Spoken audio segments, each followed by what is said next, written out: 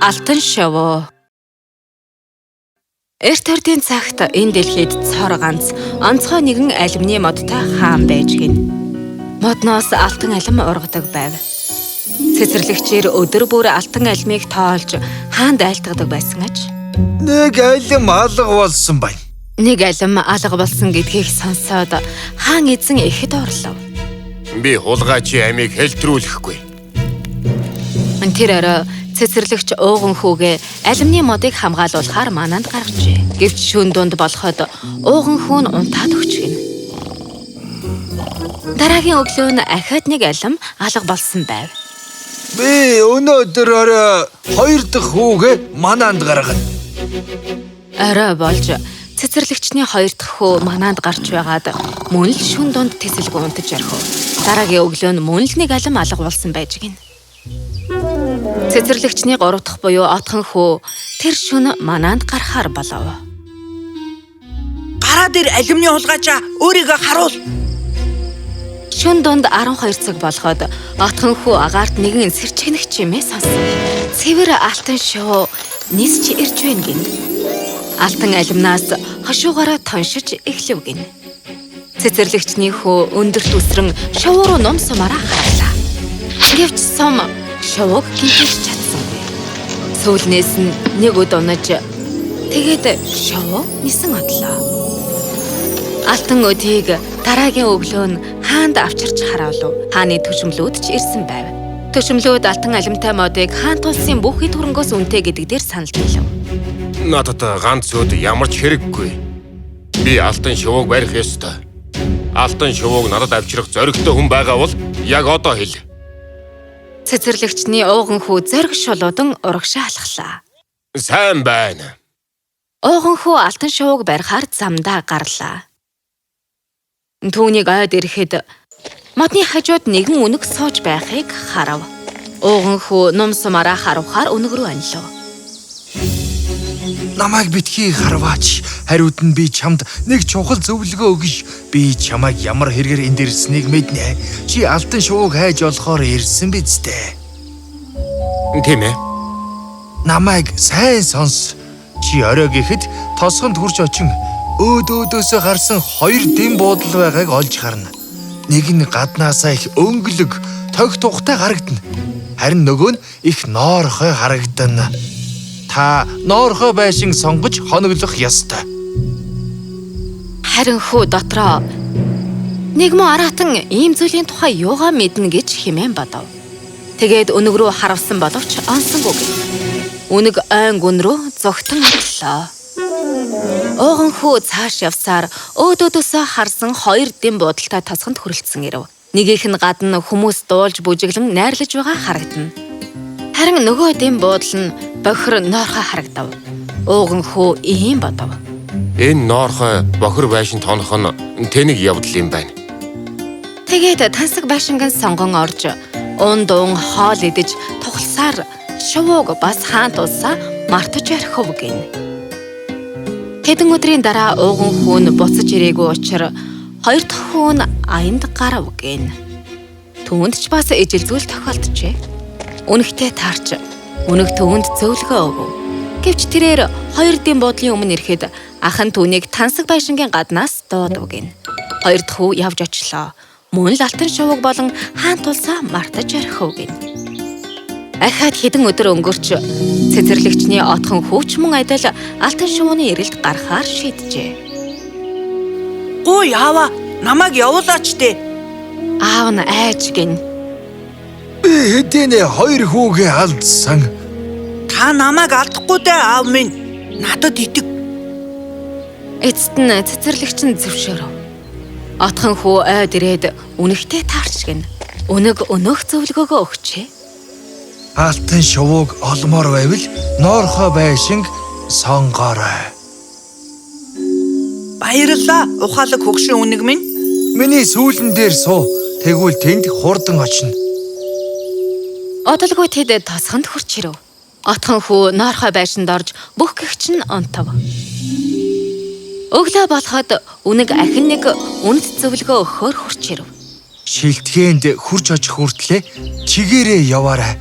Очиход чинь шилтгэний харуулууд бүгд унтаж байх болно. Тэдний анхааралд өртөх хэрэггүй. Шилтгэн рүү ороход нэг өрөө таарах болно. Тэр өрөөнд алтан шувуу модон торонд сууж байгаа. Хажууханд нь нэг үзэгсэлэнт алтан тор бий. Гэхдээ торыг солих гэж оролдох хэрэггүй. Үгүй бол чи харамсан шүү. Тэгээд өнөг сүүлээ ахаад сунган залуу үер сүүлэн дээр нь суув гин. Тэд тэр даруйд шилтгэний хаалганы өмнө ирэв. Алтан хүү шилтгэн рүү орж өнөгний хэлсэн өрөөг олж гин. Ийм сайхан шувууг ийм муухай тортой авч явж болохгүй. Гэвч тарыг солихоор торны хаалгыг инээтэл шувуу чанга чимээ гарган унтаж буй харуулуудыг сэрэж орхив.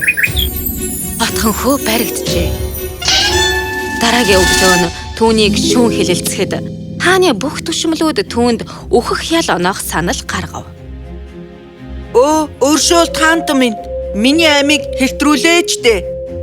Нэг болзолт амийг чинь хэлтрүүлээ. Надад эсгэрэг салхи шиг хурдан давхдаг алтан морийг олж авчир.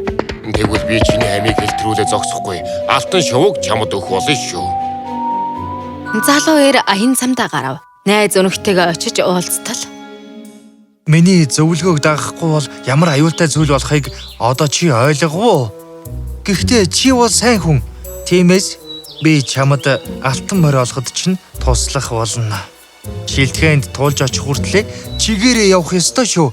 Тэнд очиод алтан морь зүчээндээ байгааг чи олж харна. Хажууханд нь адуучин хорхирон унтаж байгаа. Морийг чимээгүй авч яваа. Гэхдээ гуучин эмээлийг морин дээр тохох ёстой.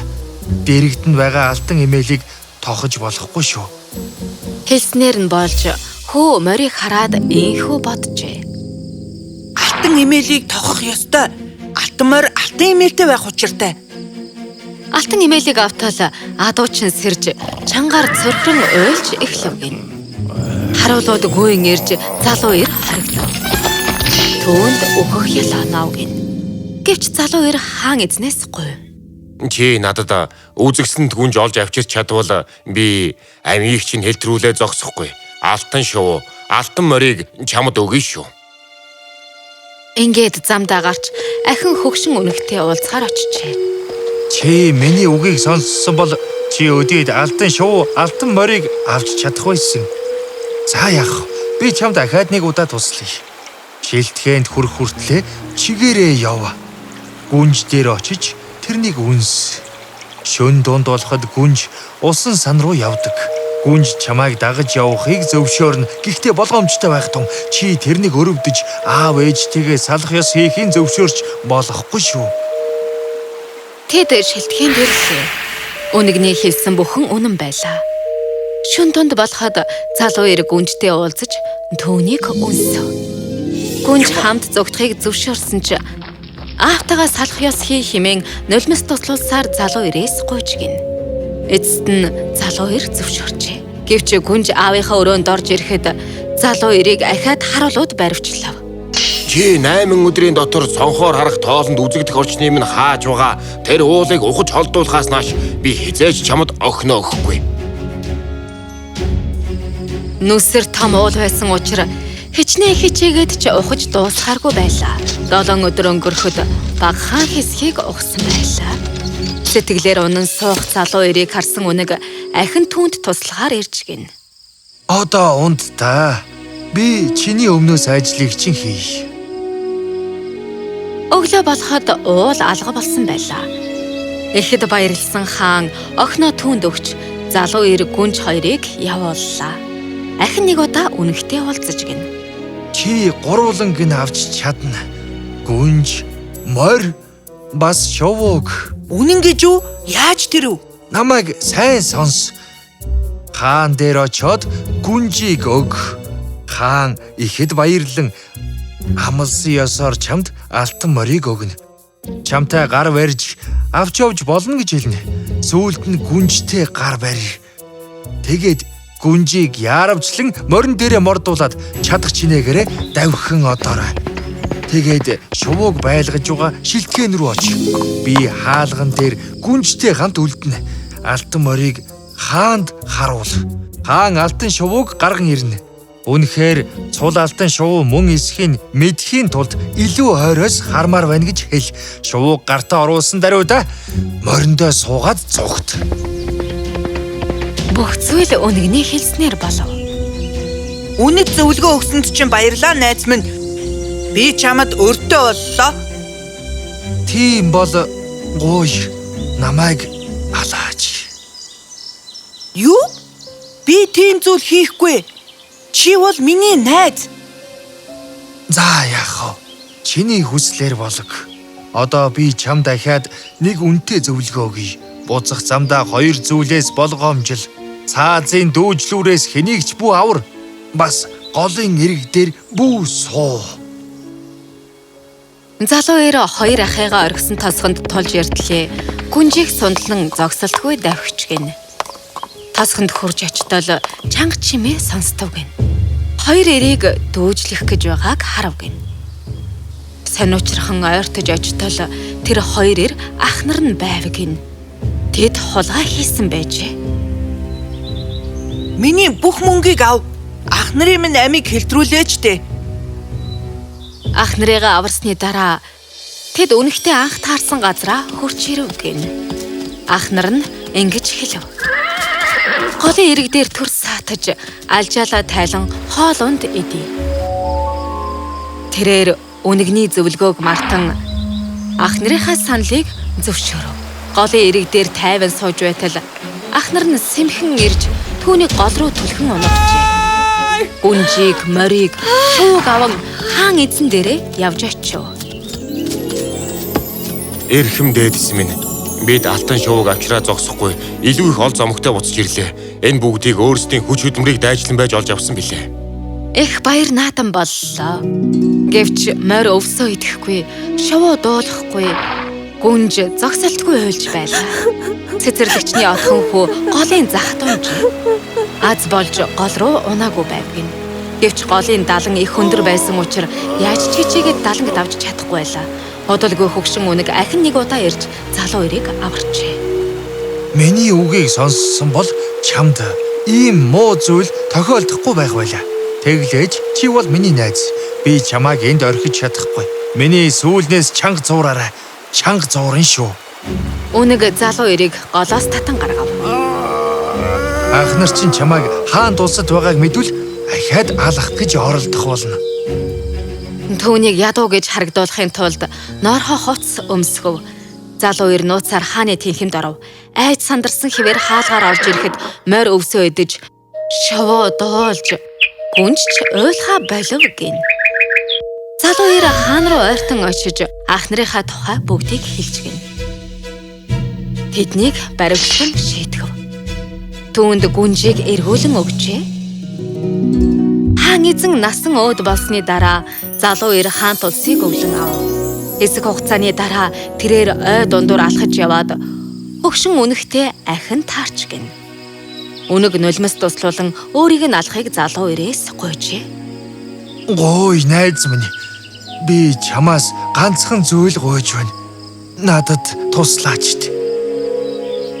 Отхон хүү гунигтайгаар зөвшөөрөв. Үнэг үхээд тэр дараа хүн болж ховирхон тэр. Тэр үнэг үнэндээ олон жил орс сургуу болоод байсан гүнжийн ах нь байсан гин.